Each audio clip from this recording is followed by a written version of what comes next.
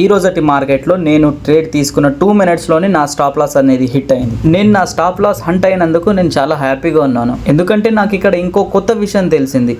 Learn from mistakes guys. ఎందుకంటే మనకి ఎప్పుడు పోయిన దానిపైనే మనం ఆలోచించకుండా ఎందుకు పోయిందనే ఆలోచన చేస్తే మాత్రం మనకు ఒక మంచి సొల్యూషన్ అయితే దొరుకుతుంది. నా స్టాప్ లాస్ హిట్ అవ్వగానే నేను మార్కెట్లో గమనించింది ఏంటంటే ఇక్కడ ఏదైతే గ్రీన్ లైన్ కనబడుతుందో అది మనకి 9 EMI, దానిపైన ఏదైతే రెడ్ లైన్ కనిపిస్తుందో అది 20 EMI. ఇక్కడ ప్రీమియంలో మాత్రం మార్కెట్ పడుతున్న ప్రతిసారి ఇక్కడ 9 EMI అండ్ 20 EMI దగ్గర టచ్ చేసి అగైన్ మార్కెట్ అనేది డౌన్ అయితే పడిపోతుంది. సో ఒక్కసారినే కాదు, ఇలా నేను మార్నింగ్ చూస్తున్నప్పటి నుంచి ప్రతిసారి ఏం రిపీట్ అయ్యింది గైస్. ఎందుకంటే నేను మార్నింగ్ ఓఐ డేటా చెక్ చేసుకున్నప్పుడు నాకు 25,100 దగ్గర నుంచి బయ్యింగ్ ప్రెషర్ అయితే కనిపించింది.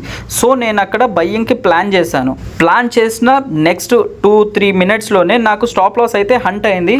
అక్కడి నుంచి వెళ్ళే మార్కెట్ 9 EMI 20 EMI దగ్గర క్యాండిల్ టచ్ చేసి అగైన్ ఫాల్ బ్యాక్ అయింది. అండ్ సెకండ్ టైం కూడా 25,050 దగ్గర కూడా సేమ్ అలానే రిజెక్షన్ వచ్చింది. ఈరోజు మనకు తెలిసిన కొత్త విషయం ఏంటంటే మార్కెట్లో 9 EMI అండ్ 20 EMI కూడా మెయిన్ రోల్ అనేది ప్లే చేస్తుంది. మార్నింగ్ నాకు ఓఐ డేటా పాజిటివ్ చూపించినప్పటికీ అండ్ RSI కన్ఫర్మేషన్ ఇక్కడ ఆల్రెడీ లెవెల్ క్లోజ్ అయిపోయింది. అందుకని చెప్పేసి నేను బయ్యింగ్ సైడ్ అనేది ట్రేడ్ తీసుకున్నాను.